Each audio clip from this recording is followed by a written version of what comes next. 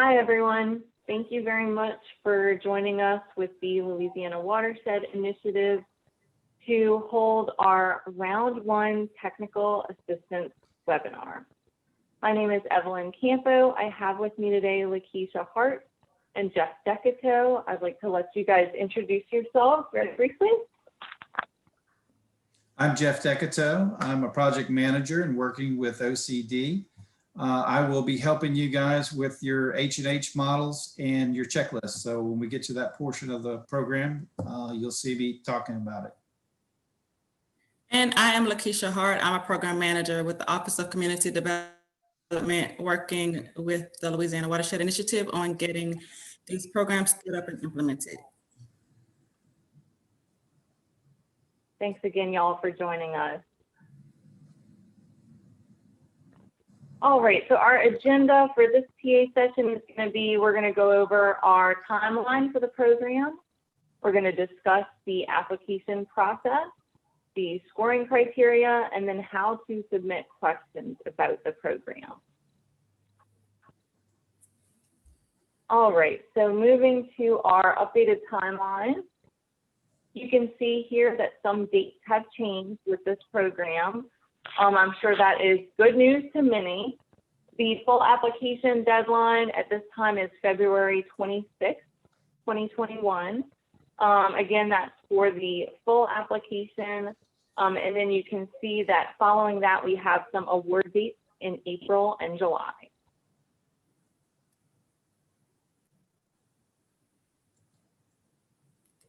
On to the application process.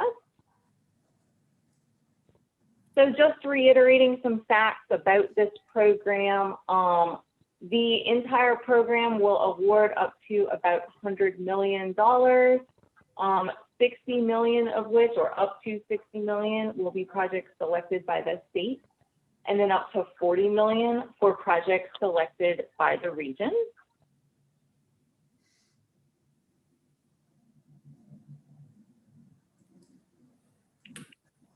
There was a pre-application phase for this program. We received nearly 400 pre-applications, 328 of which were deemed eligible to proceed to the full application. This functioned as an initial eligibility screening for things like compliance with HUD standards, and so OCD conducted that screening portion. You can also see that if you go to the LWI website, there is a round 1 page where you can find the list of eligible projects. So those are projects that have been given approval to proceed to the full application phase, but the projects have not been selected yet for funding.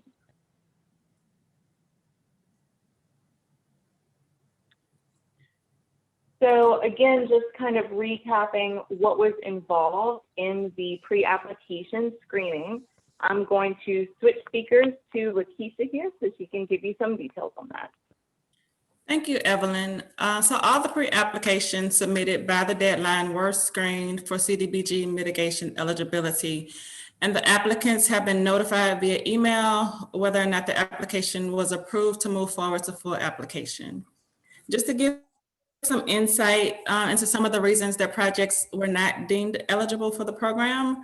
If the project did not meet an approved CDBG MIT eligible activity, which we will discuss a little bit later on in the presentation.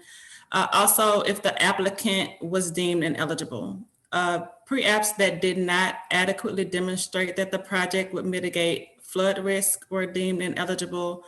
If there was not an adequate demonstration that the project would benefit a HUD or state mid, and also if the CDBG mitigation funding request was either above or below the funding requirements for this program, which was $500,000 to $10 million CDBG mitigation funding request.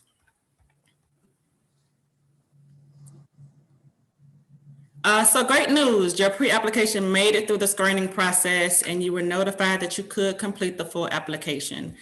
Now what? As you're aware that this application process is an extensive process And there are some things that we want you to consider before making the decision to submit a full application. This process is a large investment of time and resources, which could include possibly hiring an engineer, grant manager, or other consultants to assist with data gathering. And you may be wondering if it's worth it to expend the funds, knowing that you would only be eligible for reimbursement if the project is awarded funding. Although we can't really answer that question for you, we can provide you with some important things to consider when making this decision. First, we encourage every applicant to review the project scoring criteria, which is available on the LWI website, and actually score your project. Since this is a competitive program, knowing how your project might score may provide some insight. Round one funding is aimed at implementing projects with minimal potential for negative impacts. You should consider any potential negative impacts and whether your project will measurably reduce risk. Also ensure that your application includes the scientific data to support the risk reductions that you indicate in the scope of work. Lastly, the application period is open, so take the time now to get familiar with the software. Don't wait until the due date to start looking at the application software. Next slide, please.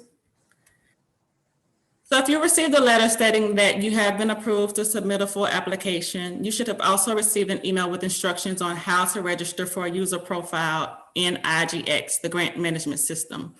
The IGX web address is igx.laocd.la.gov. There are a few things about this process that we want to make sure everyone is aware of. First, your agency head or authorized signatory must register in order to both initiate and submit an application. We've sent out emails to all eligible applicants informing them of this. If you are an employee of an agency that is submitting a full application, please inform your agency head that they need to access the system and set up a user profile. Also, please be aware that consultants can only be added to the system after the public entity profile is set up. They can be added by the applicant, but if any applicant needs assistance with this process, feel free to reach out via email at laocdgrantsystem@la.gov, and someone on our staff will help guide you. Again, the full application period is open. You can visit the round one page and review the frequently asked questions on the LWI website at watershed.la.gov.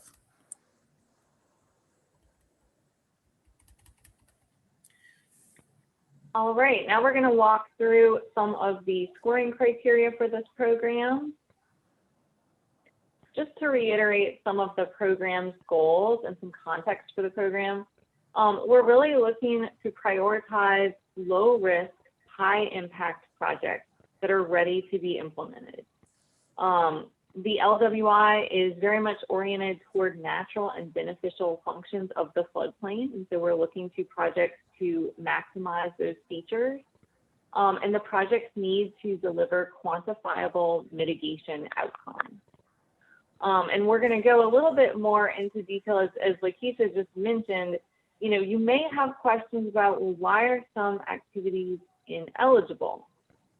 We are subject to the Federal Register notice for these funds, and it does have some very specific requirements and some very specific things that are not allowed to be funded through the mitigation funds. So things like maintenance projects or incomplete project phases. And so we have a link to that Federal Register notice if you need more details on those items.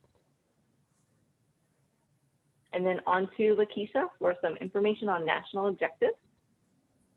So as we talked about earlier, all projects must meet a CDBG mitigation national objective in order to be funded with these dollars.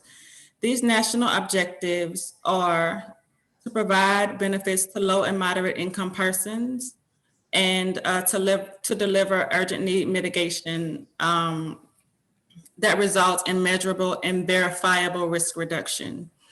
And just to provide a little bit more clarity, a project cannot meet the LMI or urgent need mitigation national objective until it's a completely implemented project, which means, as Evelyn stated earlier, we cannot, for instance, fund phase one of a multi-phase project. So the national objectives for this program are LMI, low to moderate income, and urgent need. So projects that aim to meet the low to moderate income national objective would need to qualify for one of the categories that you see on the screen. The first category, the LMI area benefit category, would include projects that benefit all the residents in a particular area where at least 51% of those residents are considered LMI. The next category, LMI buyouts, include projects that are running buyout programs where the seller of the property is LMI and the total buyout exceeds the fair market value of that property. LMI housing incentive projects provide LMI households with incentives to move to lower risk areas. And then the LMI jobs category includes projects that facilitate one or more businesses in creating or retaining jobs, primarily for LMI employees. And then the urgent need national objective, projects in this category must address a current and future risk outlined in the mitigation needs assessment of mid areas. In addition, these projects must also result in a measurable and verifiable reduction in risk of loss of life and property from future disasters and yield community benefits. So if you're aiming to meet the urgent need national objective, please ensure that any documentation that you attach and include in your application provides the data needed to ensure and verify that it is actually reducing risk and that that reduction is something that is measurable.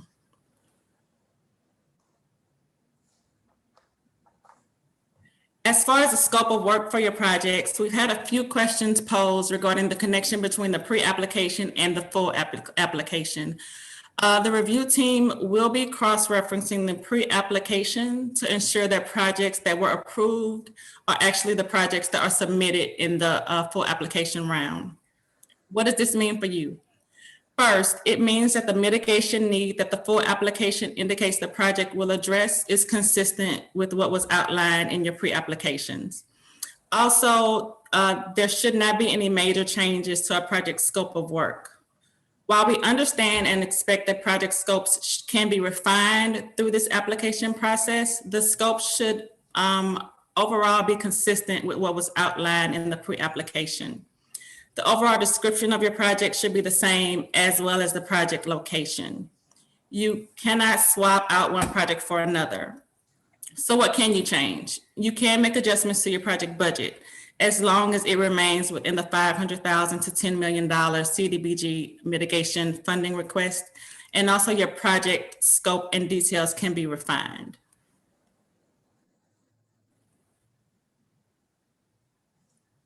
So we wanted to give you a little bit more guidance on the effectiveness criteria since it most reflects the program's purpose.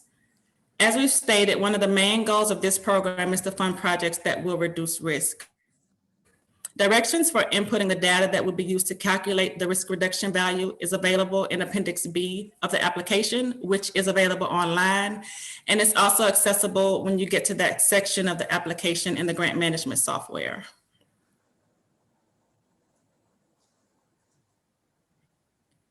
As you saw on the previous slide, a total of 20 points is assigned to the risk reduction value for your project. The risk reduction value will be used as a part of the overall effectiveness score. The risk reduction value results will come from your H&H model and will be calculated based on a weighted value of the number of structures that your project will mitigate from flooding. There are 3 risk categories that we will consider in the risk reduction calculation.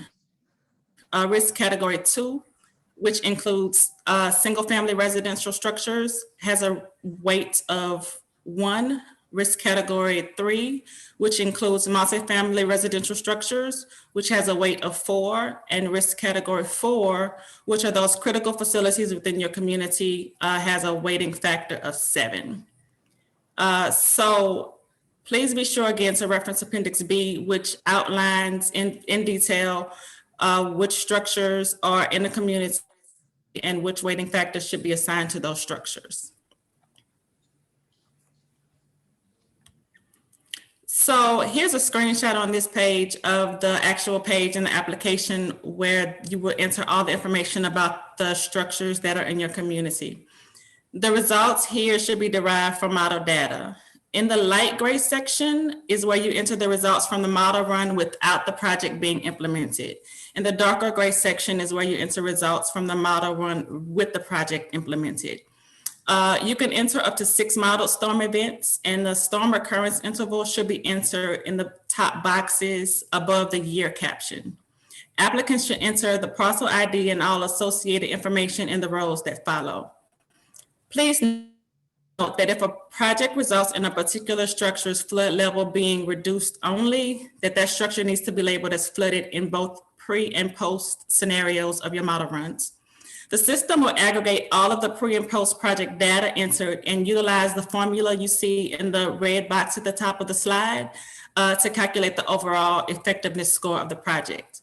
Again, all of this information is outlined in Appendix B. And also at the bottom of this page in the software, there is a place for you to upload all of your model reports and backup data.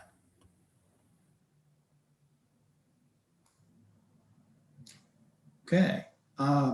The H&H standards, the projects that you'll be submitting in your applications will require an H&H report for all projects that are non-housing. So with that, that's the science that's going to be put together to help facilitate what we will review on the document in the application. To assist the overall scoring of your application, we put together a there's 21 items. It is a minimum standard checklist. So as you go through that checklist, there are other items that you want to include. The more information that you do, the better, because this is a competitive nature for dollars. And so the more information that you provide in your H&H report, the better chance you have of proving your case that we mentioned before. It also gives you a level of effort of requirements that we will have to get the job done. So look at that table of contents. It will give you an idea of how many hours it will take to get this project underway. It will require the certification of a registered Louisiana professional land surveyor, engineer. So make sure that it is done by a professional service and that you can provide the backup that's required for it. I think that's it. The checklist is also included in Appendix B of your application. So make sure that you go through it. And if you have any questions, to get back with us. Thank you very much. So just to recap, the round 1 program goals include funding implementation ready projects that can be mobilized relatively quickly and executed successfully. So the scoring criteria for this program aims to fund projects that meet those goals.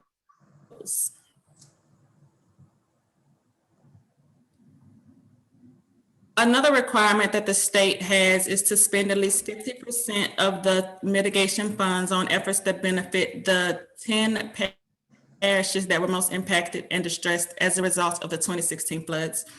And 50% of the funds must be spent to benefit low and moderate income individuals and vulnerable populations, So you will see the criteria reflects those requirements as well. The burden of proof is on the applicant. The expectation is that data-driven backup documentation will be provided that reflect that your project actually provides the benefits indicated in any project narratives.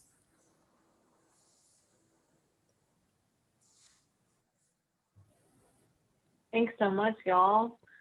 And so now we're just going to kind of zoom back out.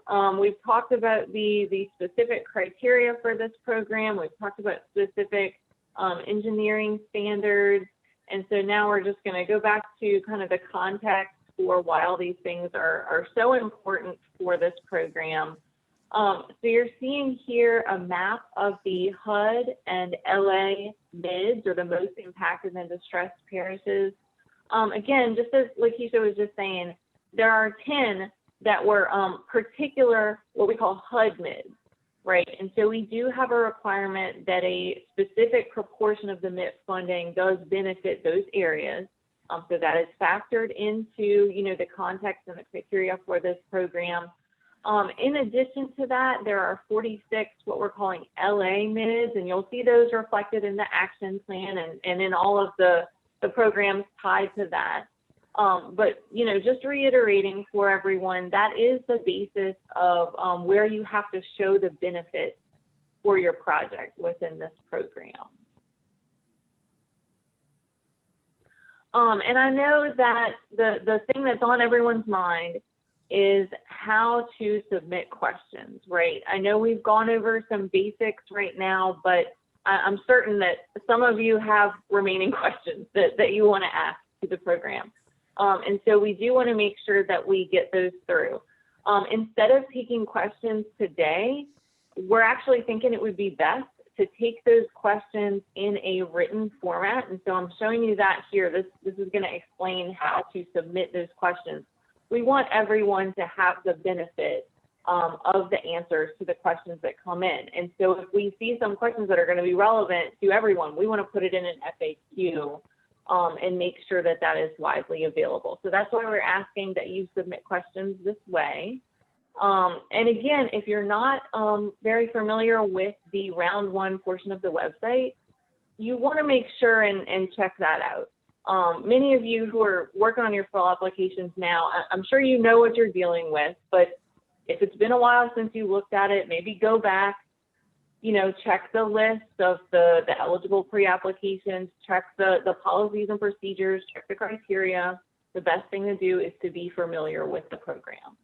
And we have actually an existing FAQ document that is linked on that page currently. So if you have a question right now, we may have already answered it in that format. So go ahead and take a look. Again, forward those questions along to us. The email address is lwi-round1@la.gov. So thanks again to everyone for joining us today. Thank you so much to our speakers. If anyone has any closing words, we can go ahead and do that now. Otherwise, we will just continue to take questions, and we're just looking forward to that full application. So thank you all so much. Thank you.